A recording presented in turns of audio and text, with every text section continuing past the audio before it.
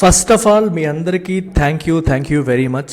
LTX classes YouTube channel 99,000 సబ్స్క్రైబర్స్కి reach అయింది. మీ అందరి సహకారంతో ఆర్గానిక్గా ఈ గ్రోత్ అనేది సాధ్యమైంది. మీరు ఇంకొంచెం చెయ్యి అందించి మీ ఫ్రెండ్స్ అందరికీ షేర్ చేసి ఇంకా సబ్స్క్రైబ్ చేసుకోని వాళ్ళు చేసుకుంటే మనం అతి త్వరలో 1,00,000 సబ్స్క్రైబర్స్కి టచ్ అయిపోతాం. So tell all your friends also to subscribe to the channel and make use of the wonderful content that is being created on a daily basis to help all the UPSC and other competitive exam aspirants. Thank you very much. UPSC aspirants మీ preparation కోసం LTX classes is the best choice. ఎందుకు అంటే LTX క్లాసెస్లో మీరు UPSC infinity ప్రోగ్రాంలో మీరు join అయితే ఏ ఇన్స్టిట్యూట్లో కూడా దొరకనన్ని కోర్సెస్ మీకు లభిస్తాయి. ఇక్కడ మీరు చూస్తున్న 14 కోర్సెస్కి మీకు యాక్సెస్ వస్తుంది. GS foundation, CSAT, NCERT foundation, current affairs, prelims test series, mains answer writing, APPSC group 1, group 2, TSPSC group 1, group 2, RBI, SSC, bank, RRB 14 కోర్సులు మీకు యూపీఎస్సీ ఇన్ఫినిటీలో యాజ్ ఎ ప్యాకేజ్ మీకు లభిస్తాయి. ఫీ కూడా కేవలం 48,000 రూపాయలు. మీకు లైఫ్ టైం ఏ ఇన్స్టిట్యూట్ కూడా ఇవ్వనట్టు మీకు లైఫ్ టైం వ్యాలిడిటీతో ఇది మీకు లభిస్తుంది. ఈ ఫీజు మీకు 31 జనవరి వరకు మాత్రమే వ్యాలిడ్. ఈ లోపు జాయిన్ అయిన వాళ్ళకి మాత్రమే ఈ అద్భుతమైన అవకాశం లభిస్తుంది. ఏ డౌట్ ఉన్నా మీరు చేయాల్సిందల్లా ఈ నెంబర్కి కాంటాక్ట్ చేయడమే. Keep this in mind, don't miss this opportunity. International monetary fund యొక్క స్పెషల్ డ్రాయింగ్ రైట్స్, సింపుల్గా మనం యాక్రోనిమ్ తీసుకుంటే ఎస్డిఆర్ అని అంటాము. ఈ ఎస్డిఆర్స్ గురించి ఇవాళ డీటెయిల్డ్గా తెలుసుకుందాం.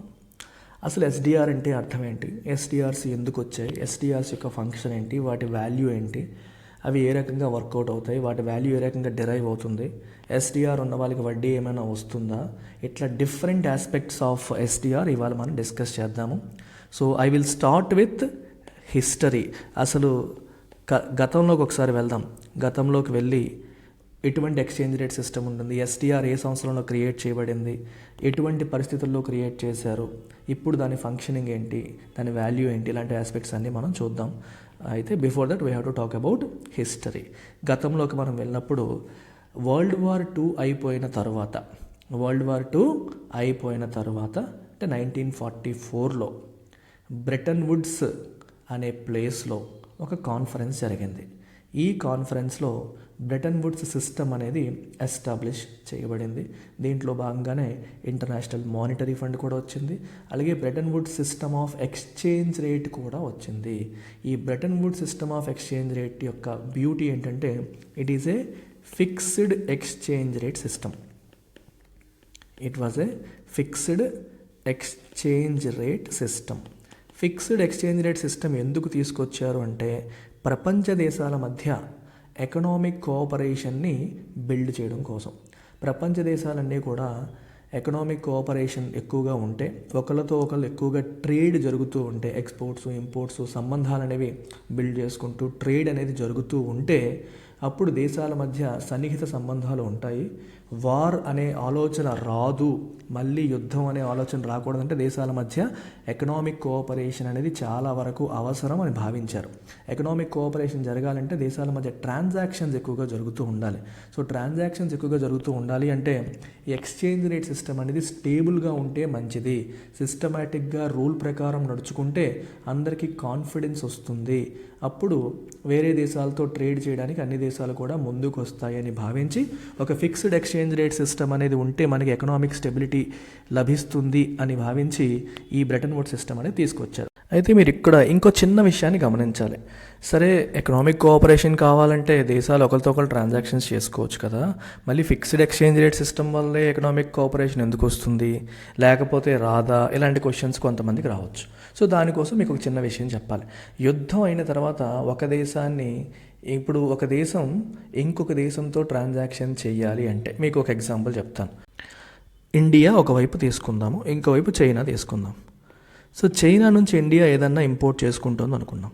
ఇండియా చైనా నుంచి ఇంపోర్ట్ చేసుకునేటప్పుడు రైట్, సో ఇండియా నేను ఇండియన్ రూపీస్లో పే చేస్తాను అని చెప్పింది అనుకోండి. China may not accept it. ఎందుకని? చైనాకి భయం. సరే, నీ దగ్గర నేను ఇండియన్ రూపీస్ తీసుకుంటాను, మళ్ళీ నేను ఒకవేళ రష్యాతోనో వేరే వాళ్ళతోనో ట్రాన్సాక్షన్ చేసేటప్పుడు ఈ ఇండియన్ రూపీస్ ఇస్తే వాళ్ళు దాన్ని యాక్సెప్ట్ చేయకపోవచ్చు. సరే ఇండియా మైట్ సే నా ఇండియన్ రూపీస్ మళ్ళీ నాకే ఇచ్చి అని చెప్పి నువ్వు చెప్పొచ్చు. కానీ నేను మీకు ఎక్స్పోర్ట్ చేసినంతగా నేను మీ దగ్గర ఇంపోర్ట్ చేసుకోకపోవచ్చు. సో ఈ 2 ట్రాన్సాక్షన్స్ సరే నేను ఈరోజు మీకు ఎక్స్పోర్ట్ చేస్తాను, రేపు పొద్దున మళ్ళీ మీ దగ్గర నేను ఇంపోర్ట్ చేసుకునే లోపు రూపీ వాల్యూ పడిపోతే నా పరిస్థితి ఏంటి? ఇలాంటి భయాలు చైనాకు ఉంటాయి. అంటే ఏ దేశం కూడా వేరే దేశపు కరెన్సీని నమ్మే పరిస్థితి లేదు. పరిస్థితులు అనేవి చాలా దారుణంగా ఉన్నాయి. ఒక దేశం ఇంకో దేశపు కరెన్సీని నమ్మే సిచ్యువేషన్లో లేదు. అందుకనే విదేశాలతో ట్రాన్సాక్షన్స్ చేయడానికి భయపడే పరిస్థితి. ఆ భయాన్ని పోగొట్టడం కోసం అమెరికా ముందుకొచ్చింది. సో అమెరికా ఏం చెప్పిందంటే, మీరందరూ కూడా నన్ను నమ్మండి, అమెరికన్ డాలర్స్ని మీరు నమ్మండి అని చెప్పింది. ఎలా నమ్మాలి? నేనేం చేస్తానంటే ఐ విల్ ఫిక్స్ 1 అమెరికన్ డాలర్ని నేను గోల్డ్తో ఫిక్స్ చేస్తాను. అంటే అమెరికన్ డాలర్ యొక్క రేట్ని నేను గోల్డ్తో ఫిక్స్ చేస్తానని చెప్పింది. ఎలా ఫిక్స్ చేసిందంటే $20 is equal to 1 ounce of gold. $20 equal to 1 ounce of gold కింద నేను డాలర్ వాల్యూని ఏం చేశాను, అమెరికా ఏం చేసింది, it has pegged it. Peg అంటే అర్థం ఏంటి? ఫిక్స్ చేసేసింది. అమెరికా ఒక డాలర్ వాల్యూని గోల్డ్తో పెగ్ చేసింది. అమెరికా డాలర్ వాల్యూని గోల్డ్తో పెగ్ చేయడానికి మిగిలిన దేశాలకి కాన్ఫిడెన్స్ రావడానికి ఏమైనా సంబంధం ఉందా అని మీరు అడగొచ్చు. సంబంధం ఉంది.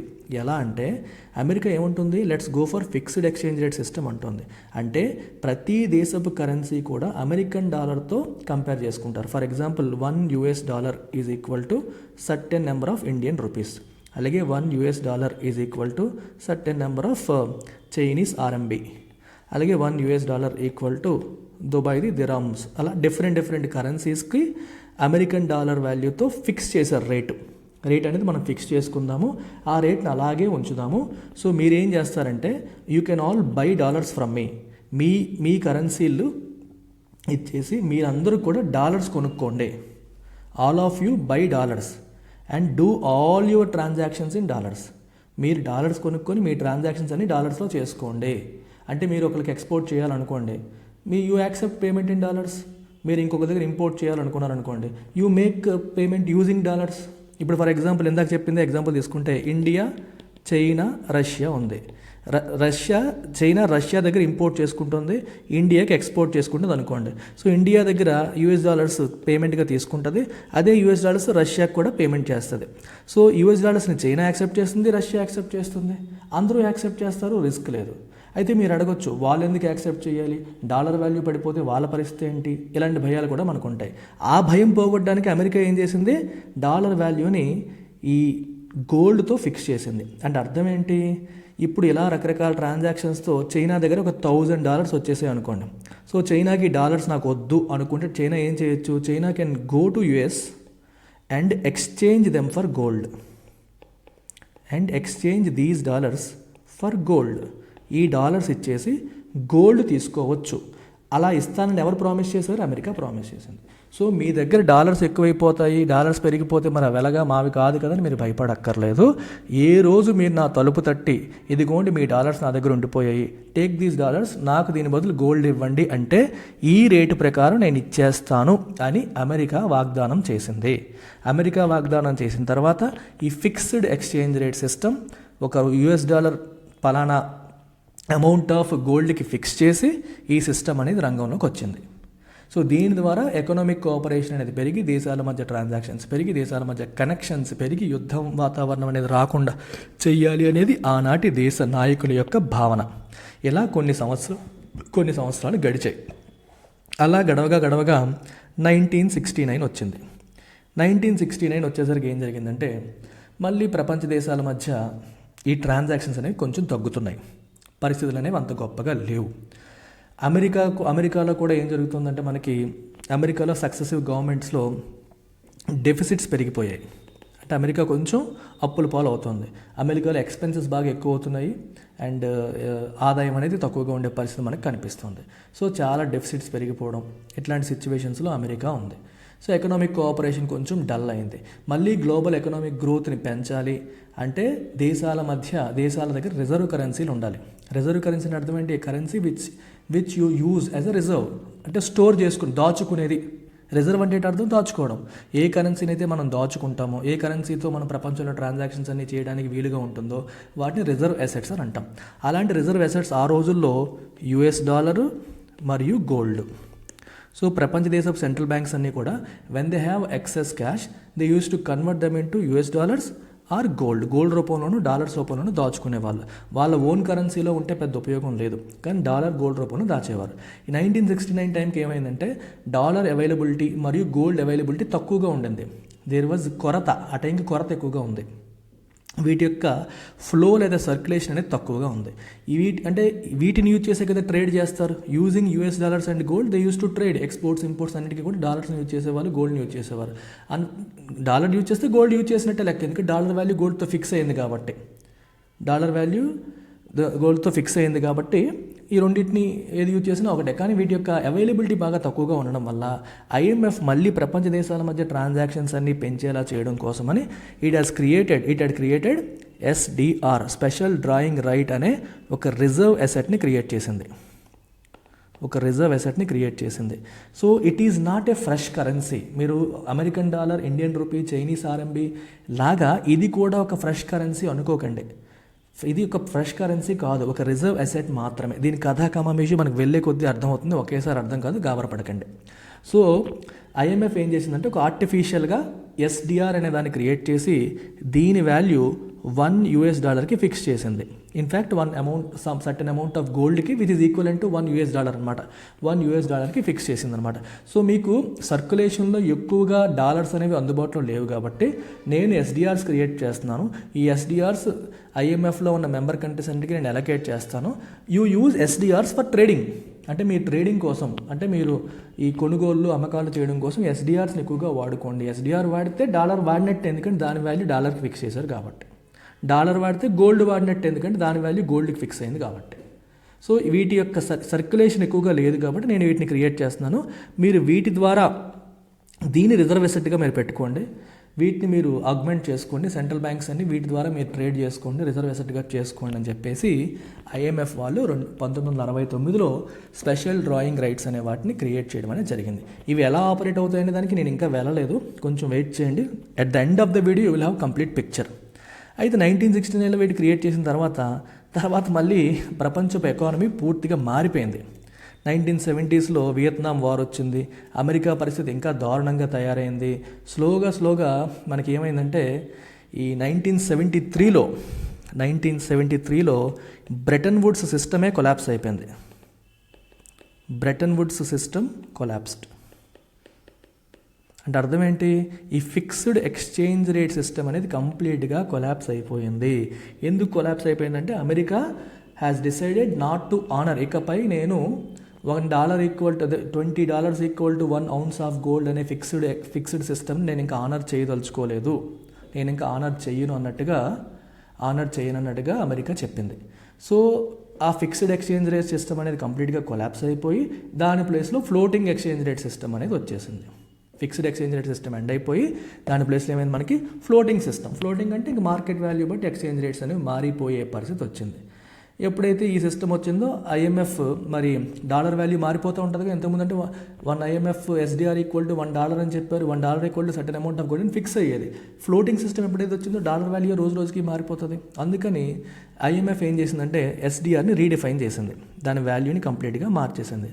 ఎలా మార్చిందంటే as equivalent to the value of a basket of కరెన్సీస్కి ఈక్వలెంట్గా దాని యొక్క వాల్యూని ఐఎంఎఫ్ రీడిఫైన్ చేసింది. So $1 is equal to the value of $1 is equal to $1 అని కాదు. Instead of $1 you will have a basket of currencies, అంటే ఒక 5 కరెన్సీస్, అంటే ఎక్కువగా మార్కెట్లో ట్రేడ్ అవుతున్నవి, ఎక్కువగా డిమాండ్లో ఉన్న 5 కరెన్సీస్ యొక్క వెయిటెడ్ యావరేజ్ వాల్యూ క్యాల్కులేట్ చేసి దానివల్ల మనకి ఎస్డిఆర్ వాల్యూ ఎంత అనేది తెలిసే పరిస్థితి తీసుకొచ్చింది. ఆ రోజు ఎంత ఉందనేది మనం పక్కన పెడితే ఈరోజు ఇప్పుడు 2024లో ఉన్నాం కదా, ఇప్పుడు 2024లో ఎస్డిఆర్ వాల్యూ మనకి తెలియాలి అంటే ఆ బాస్కెట్ ఆఫ్ 5 కరెన్సీస్ మనకి తెలియాలి. ఏంటా 5 currencies? At this point we have $1, ఒక కరెన్సీ $, రెండవది euro, is the other currency. Then Chinese RMB, renminbi అంటాం. Then Japanese yen and then British pound. So ఈ 5 కరెన్సీస్ యొక్క weighted average SDR. So weights కూడా ఇచ్చారు. డాలర్కి 43.38% వెయిట్ ఇచ్చారు, యూరోకి 29.31%, Chinese ఆర్ఎంబికి 12.28%, Japanese యెన్కి 7.59%, పౌండ్కి 7.44%. మొత్తం కలిపితే మీకు 100 వస్తుంది. మీరు ఒకసారి యాడ్ చేసుకొని చెక్ చేయొచ్చు. ఇంకా మీకు అర్థం కాకపోతే, ఇంకా క్లారిటీగా కావాలంటే $0.578 plus €0.379 plus 1.0993 Chinese RMB plus 13.452 Japanese yen plus 0.0870 pound. ఇదంతా కలిపితే 1 SDR. ఇదంతా కలిపితే 1 SDR. అర్థమైందా? $0.578, అలాగే €0.37379, 1.099 RMB ప్లస్ 13.452 యెన్, అలాగే 0.08 పౌండ్, బ్రిటిష్ పౌండ్. ఈ 5 వాల్యూస్ కలిపి ఎంత ఉంటుందో దట్ ఈస్ 1 SDR లేదా స్పెషల్ డ్రాయింగ్ రైట్ అని ఐఎంఎఫ్ వాళ్ళు డిఫైన్ చేశారు. ఓకే, ఈ వెయిట్స్ మరియు ఈ కరెన్సీస్ని ఎవ్రీ 5 ఇయర్స్కి రివ్యూ చేస్తారు. ఇది 2022లో చేసిన లేటెస్ట్ రివ్యూలో భాగంగా ఇచ్చిన వెయిటేజ్ మరియు కరెన్సీస్ అనమాట. ఈ 5 కరెన్సీస్కి ఆ పర్టికులర్ వెయిట్స్తో 2022లో ఇది ఇవ్వడం అనేది జరిగింది. 2022లో ఇలా ఫిక్స్ చేయడం అనేది జరిగింది. So if you want to know the value of 1 SDR, మీరు ఏం చేయాలి? $0.578 ప్లస్ 0.37 ఇలా మీరు మొత్తం వేసుకొని క్యాలిక్యులేట్ చేయాలి. సార్ డిఫరెంట్ కరెన్సీస్ ఉన్నాయి కదా, ఎలా క్యాలిక్యులేట్ చేస్తామని అడగొచ్చు. అప్పుడు ఏం చేస్తారంటే ప్రతి ఒక్క కరెన్సీని డాలర్స్లోకి మార్చేస్తారు. ఆర్ఎంబీని డాలర్స్లో, యెన్ని డాలర్స్లో, పౌండ్స్ని డాలర్స్లోకి మార్చేస్తారు. డాలర్ ఆల్రెడీ డాలర్ లోపంలోనే ఉంది. సో ఇలా ఈ 5 కరెన్సీలని డాలర్స్లోకి మార్చేసి, ఒకటి ఆల్రెడీ డాలర్లోనే ఉంది, వాటి వాల్యూని మీరు కలిపితే మీకు ఎస్డిఆర్ ఫైనల్ వాల్యూ, ఈరోజు ఎస్డిఆర్ వాల్యూ ఎంత అనేది మీకు వచ్చేస్తుంది. మీకు అర్థమైందమ్మా? This is how the value of SDR special drawing right is calculated. ఆ రకంగా ఎస్డిఆర్ మన క్యాలిక్యులేషన్ అంటే తెలుస్తుంది. ఇది ఏ రోజుకు ఆ రోజు మార్కెట్లో ఎక్స్చేంజ్ రేట్స్ పెరిగే కొద్దీ ఎస్డిఆర్ వాల్యూ కూడా మారుతూ ఉంటుంది. ఎక్స్చేంజ్ రేట్ మారే కొద్దీ మనకి ఎస్డిఆర్ వాల్యూ కూడా మారుతూ ఉంటుంది. So SDR to USD conversion అనేది మనం ఏ రోజుకు ఆ రోజు చెక్ చేసుకుంటూ మనం వెళ్ళొచ్చు. At this point 1 SDR is equal to 1.33 US$. అది ఏ రోజుకు ఆ రోజు మారుతుంటుంది. జస్ట్ లైక్ కరెన్సీస్, దీని వాల్యూ కూడా మనకి ఏ రోజుకు ఆ రోజు మారుతూ ఉంటుంది. So as of January 19th మనం తీసుకుంటే 1 SDR is equal to 1.33 US$. అంటే ఇది 0.579 కదా, వీటిని కూడా మీరు డాలర్స్లోకి మార్చేసి ఈ 0.578 కలిపేస్తే మనకి ఏది వస్తుందన్నమాట. ఈ రకంగా మనకి ఎస్డిఆర్ వాల్యూ అనేది మనకి క్యాలిక్యులేట్ అవుతుంది. ఓకే, నౌ మీకు ఎస్డిఆర్ ఎందుకు వచ్చింది, దాని పర్పస్ ఏంటి, ఈ కథ అంతా చెప్పాను. అయితే ఎస్డిఆర్స్ ఎలా ఫంక్షన్ అవుతాయి అనేది మీకు ఇంకా చెప్పలేదు. హిస్టరీ దగ్గరే ఉన్నాం మనం ఇప్పటి వరకు కూడా. We are still at history. అంటే ఎస్డిఆర్ ఎందుకు తీసుకొచ్చారని చెప్పడం కోసం మీకు బ్రెటన్ వుడ్స్ సిస్టమ్ అంతా చెప్పాను, ఎందుకు తెచ్చారు ఏంటి అని. ఆ తర్వాత 1916లో ఒక రిజర్వ్ అసెట్గా పనిచేస్తుందని చెప్పేసి దాన్ని క్రియేట్ చేశారు. క్రియేట్ చేసిన తర్వాత ఏమైంది, బ్రెటన్ వుడ్స్ సిస్టమే కొలాప్స్ అయిపోయింది. కొలాప్స్ అయ్యేసరికి దాన్ని రీడిఫైన్ చేయాల్సిన అవసరం వచ్చింది. రీడిఫైన్ చేసినప్పుడు దీన్ని it was redefined in terms of a basket of currencies. ఆ రోజుల్లో A5 అనేది నాకు తెలియదు, కానీ ఈ రోజుకి 2022లో లేటెస్ట్గా రివిజన్ జరిగిన తర్వాత ఈ 5 కరెన్సీస్ ఉన్నాయి. ఇది మీకు బిట్ అడగొచ్చు, ఎస్డిఆర్ క్యాలిక్యులేట్ చేయడానికి ఉపయోగించే 5 కరెన్సీస్ ఏంటి అని. వీటిని ఎలా డిసైడ్ చేస్తారంటే ఎక్కువగా డిమాండ్లో ఉన్నవి, ఎక్కువగా ట్రేడ్ అవుతున్నవి ఆ పరంగా తీసుకొని చెప్తారు. ఈ వాల్యూ కూడా ఏ రోజుకు ఆ రోజు క్యాలిక్యులేషన్ చేయడం అనేది జరుగుతుంది. అయితే now I will tell you how SDRs work. అసలు ఎస్డిఆర్స్ ఎలా పనిచేస్తాయి అనేది మనం తెలుసుకోవాలి. చాలా ఇంపార్టెంట్ పాయింట్ ఇది.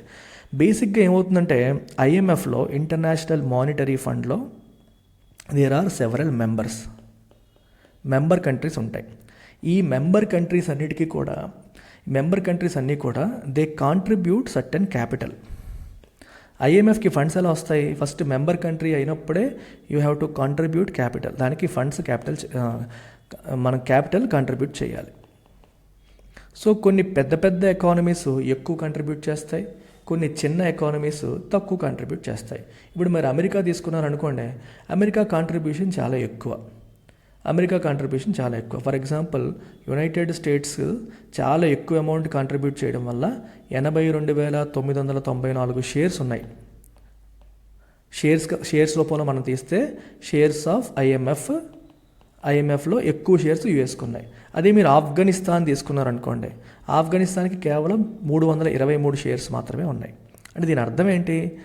ఐఎంఎఫ్కి యుఎస్ ఎక్కువ కంట్రిబ్యూట్ చేసిందంటే ఐఎంఎఫ్ ఫామ్ చేసినప్పుడు ఎక్కువ అమౌంట్ ఇచ్చింది, ఆఫ్ఘనిస్తాన్ తక్కువ ఇచ్చింది. సో ఎక్కువ ఇచ్చే వాళ్ళకి ఎక్కువ షేర్స్ ఉంటాయి, తక్కువ ఇచ్చే వాళ్ళకి తక్కువ ఉంటాయి. ఎక్కువ షేర్స్ ఉన్న వాళ్ళ ఉపయోగం ఏంటి? Voting power. ఏదైనా నిర్ణయాలు తీసుకునేటప్పుడు ఎక్కువ షేర్స్ ఉన్నాయి కాబట్టి they will have more voting power. So IMF తీసుకునే నిర్ణయాలు ఎక్కువగా ఇన్ఫ్లుయెన్స్ చేసే బలం ఎవరికి ఉంటుంది? యూఎస్కి ఉంటుంది. Because they contributed more capital. It's like ఒక కంపెనీలో ఎక్కువ షేర్స్ ఉండేవాడు ఓటింగ్లో కూడా వాడికి ఎక్కువ ఓట్స్ ఉంటాయి. కంపెనీ తీసుకునే నిర్ణయాలు వాడు ఎక్కువ ఇన్ఫ్లుయెన్స్ చేయగలుగుతాడు. అలాగే ఐఎంఎఫ్లో మెజారిటీ ఓటింగ్ పవర్ ఎవరికి ఉంటుంది? యూఎస్కి ఉంటుంది. ఎందుకంటే యూఎస్ కాంట్రిబ్యూటెడ్ మోర్. యూఎస్ ఎక్కువగా కంట్రిబ్యూట్ చేసింది కాబట్టి యూఎస్కి ఆ పవర్ అనేది ఎక్కువగా ఉంటుంది. ఈ పాయింట్ మీరు గుర్తుపెట్టుకోండి. సో ప్రతి దేశం కూడా మెంబర్షిప్ తీసుకునేటప్పుడే అమౌంట్ కంట్రిబ్యూట్ చేయాలి. కంట్రిబ్యూట్ చేయడం వల్లే ఐఎంఎఫ్కి ఫండ్స్ వస్తాయి. సో ఐఎంఎఫ్ దగ్గర హ్యూజ్ అమౌంట్ ఆఫ్ ఫండ్స్ అనేవి ఉంటాయి. అయితే ఇక్కడ మీరు ఎవరెవరు ఎంతెంత కంట్రిబ్యూట్ చేశారనే దాన్ని బట్టి ఆ మెంబర్స్ యొక్క కోటా అనేది డిఫైన్ అవుతుంది. సో కోటా అనేది ఎలా డిఫైన్ అవుతుంది? It is based on contribution బట్టి కోటా అనేది ఉంటుంది. Quota is based on contribution. So ఇప్పుడు ఎస్డిఆర్ కథకు వద్దాం. సో ఇప్పుడు ఏమంటున్నామంటే ఐఎంఎఫ్ ఏం చేస్తుందంటే అన్ని మెంబర్ కంట్రీస్కి కూడా ఆల్ మెంబర్ కంట్రీస్కి కూడా ఇట్ అలొకేట్స్ ఎస్డిఆర్స్ని అలొకేట్ చేస్తుంది. అలొకేషన్ దేని మీద ఆధారపడుతుంది? It is based on their quota. అంటే ఎవరికి ఎక్కువ కోటా ఉంటే ఎక్కువ అలొకేషన్ ఉంటుంది, తక్కువ కోటా ఉండే వాళ్ళకి తక్కువ అలొకేషన్ అనేది ఉంటుంది. అర్థమైందా? ఇప్పుడు యూఎస్కి ఎక్కువ కోటా ఉంది కాబట్టి యూఎస్కి ఎక్కువ ఎస్డిఆర్స్ అలొకేట్ అవుతాయి.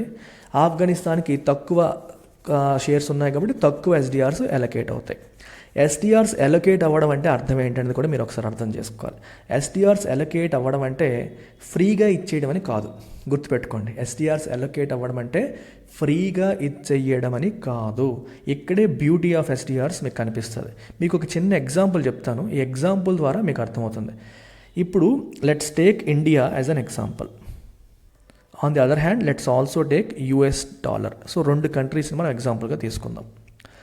ఇప్పుడు ఐఎంఎఫ్ వాళ్ళు ఇండియాకి 50,000 ఎస్డిఆర్స్ అలొకేట్ చేశారు అనుకుందాం. యుఎస్కి 1 lakh ఎస్డిఆర్స్ అలొకేట్ చేశారు అనుకుందాం. అలొకేట్ చేయడం అంటే ఏంటో మీకు ఇప్పుడు అర్థమవుతుంది నేను చెప్పేదాన్ని బట్టి. Whenever IMF allocates SDRs what will happen is 2 positions create అవుతాయి. అమెరికాకి 2 పొజిషన్స్ క్రియేట్ అవుతాయి, ఇండియాకి కూడా 2 పొజిషన్స్ క్రియేట్ అవుతాయి. జాగ్రత్తగా వినండి.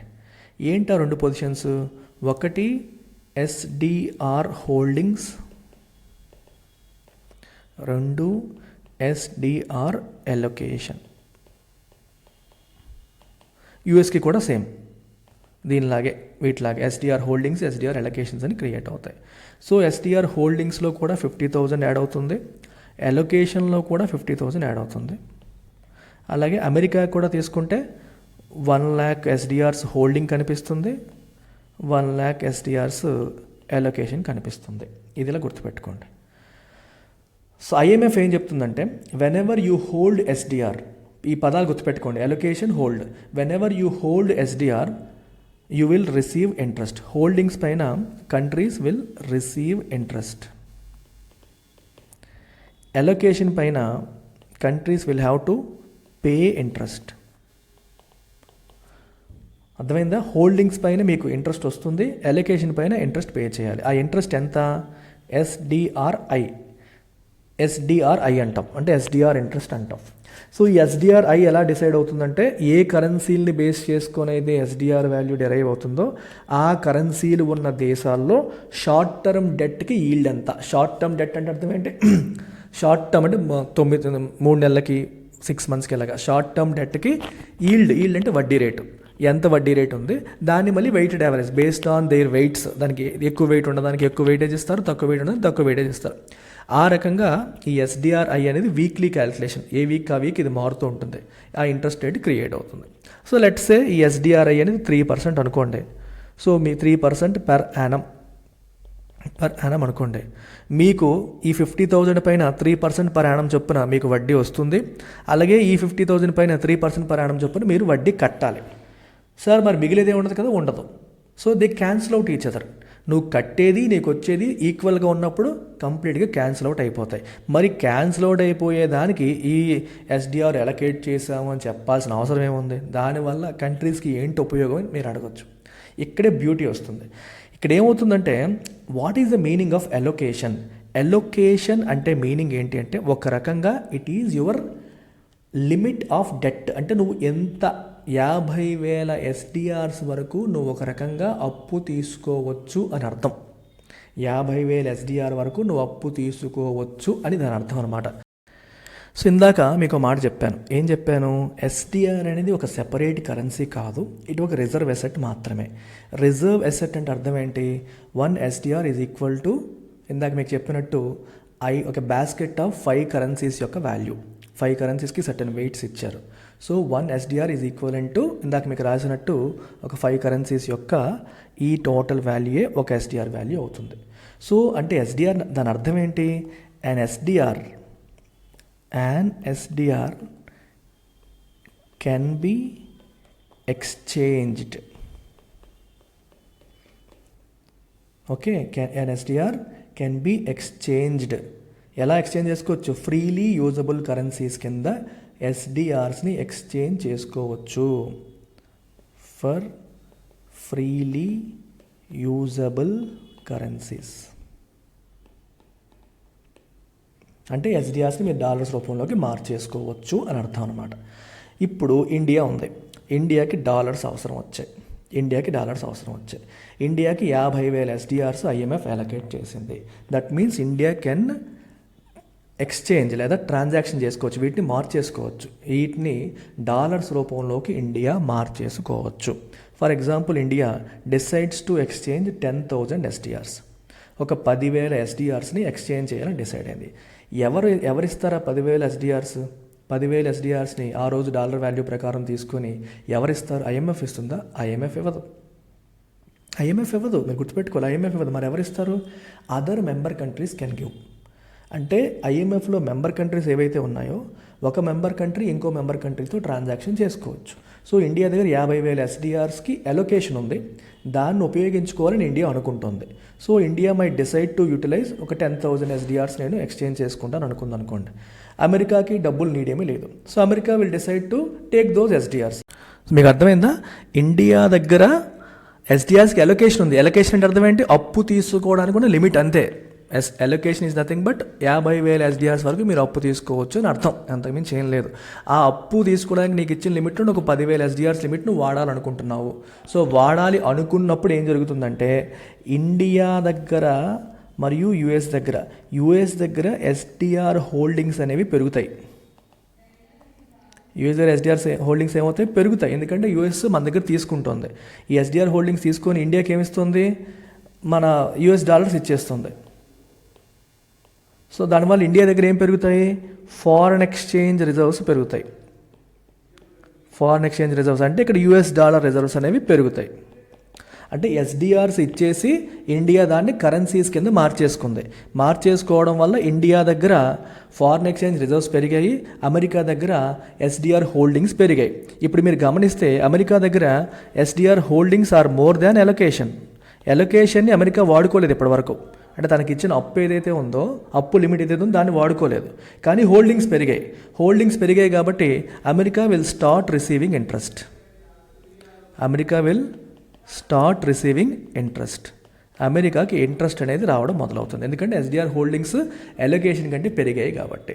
ఎక్సెస్ హోల్డింగ్స్ పైన నాకేం చెప్పాను, హోల్డింగ్స్ పైన వడ్డీ వస్తుంది, ఎలొకేషన్స్ పైన వడ్డీ పే చేయాలి. పే చేయాల్సిన దానికంటే ఇప్పుడు వచ్చేది ఎక్కువ ఉంది కాబట్టి అమెరికా నెట్ ఇంట్రెస్ట్ ఎక్కువగా వస్తుంది. అది ఇండియా పాయింట్ ఆఫ్ వ్యూలో మీరు తీసుకుంటే ఇండియాలో హోల్డింగ్స్ కన్నా ఎలొకేషన్స్ పెరిగిపోయాయి.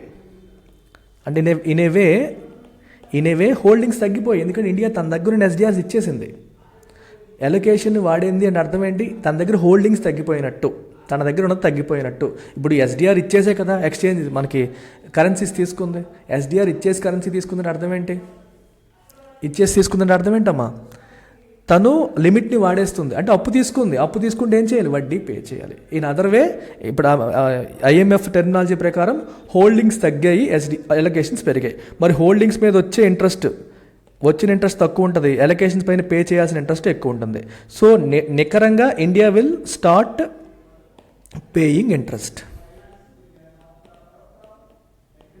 ఎంత ఇంట్రెస్ట్ పే చేస్తుంది, it is based on SDR interest అని చెప్పాను కదా, దాని ప్రకారం ఇండియా పే చేస్తుంది. మీకు అర్థమైందా? సో హోల్డింగ్స్ ఎలొకేషన్స్ అనేది మీరు గుర్తుపెట్టుకోండి, ఓకేనా? ఎప్పుడైనా సరే సింపుల్గా గుర్తుపెట్టుకోండి, ఎప్పుడైనా సరే ఒక కంట్రీ తన దగ్గర ఉన్న ఎస్డిఆర్స్ని ఫ్రీలీ యూజబుల్ కరెన్సీస్ కింద ట్రేడ్ చేయాలని డిసైడ్ చేస్తే, ఎవరి దగ్గర అయితే ఎస్డిఆర్స్ ఇచ్చేసి కరెన్సీస్ కింద మార్చుకుంటారో వాళ్ళ హోల్డింగ్స్ అనేవి, ఆ కంట్రీ యొక్క హోల్డింగ్స్ అనేవి తగ్గిపోతాయి.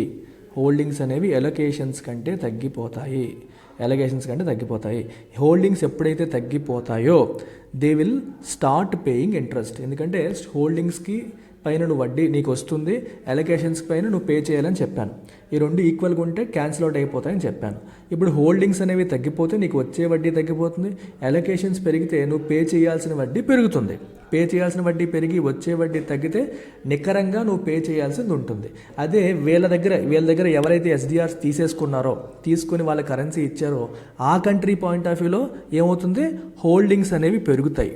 ఇప్పుడు యూఎస్ తీసుకుంటే హోల్డింగ్స్ అనేవి పెరుగుతాయి ఎలొకేషన్స్ కంటే. సో కాబట్టి హోల్డింగ్స్ పెరిగాయి కాబట్టి హోల్డింగ్స్ మీద వచ్చే వడ్డీ ఎక్కువ ఉంటుంది, ఎలొకేషన్ పైన రిసీవ్ చేసుకునే కట్టాల్సిన వడ్డీ తక్కువ ఉంటుంది. కట్టాల్సిన దానికంటే వచ్చేది ఎక్కువ ఉంటుంది కాబట్టి నికరంగా అమెరికాకి వడ్డీ లభిస్తుంది. ఆ వడ్డీ భారాన్ని పోగొట్టుకోవాలంటే ఏం చేయాలి, ఇండియా మళ్ళీ ఎవరి దగ్గరైనా సరే ఎస్డిఆర్స్ కొనుక్కోవాలి. ఎవరైనా ఎస్డిఆర్స్ అమ్మడానికి సిద్ధంగా ఉంటే వాళ్ళ దగ్గర ఇండియా ఎస్డిఆర్స్ని కొనుక్కోవాలంటే వాళ్ళకి ఏమి ఇవ్వాలి, డాలర్స్, లేదా అక్కడ ఎస్డిఆర్కి ఇందాక మీకు చెప్పాను 1 SDR equal to how many dollars అనేది మనకి క్యాల్కులేట్ చేసుకొని ఆ డాలర్స్ ఇచ్చి ఏ కంట్రీ దగ్గరైనా మళ్ళీ ఎస్డిఆర్స్ తెచ్చుకొని ఆ హోల్డింగ్స్ ఎలొకేషన్ సేమ్ చేసుకోవాలి. హోల్డింగ్ ఎలొకేషన్ సేమ్ చేసుకుంటే మళ్ళీ నికరంగా వడ్డీ పే చేయాల్సిన అవసరం ఉండదు. ఇనేవే ఐఎంఎఫ్ అనేది తన జేబులోంచి రూపాయి కూడా తీయకుండా, మీకు అర్థమవుతుందా, IMF is not taking a single Penney out of it's pocket. తన జేబులోంచి రూపాయి కూడా తీయకుండా కంట్రీలకి హెల్ప్ చేస్తోంది.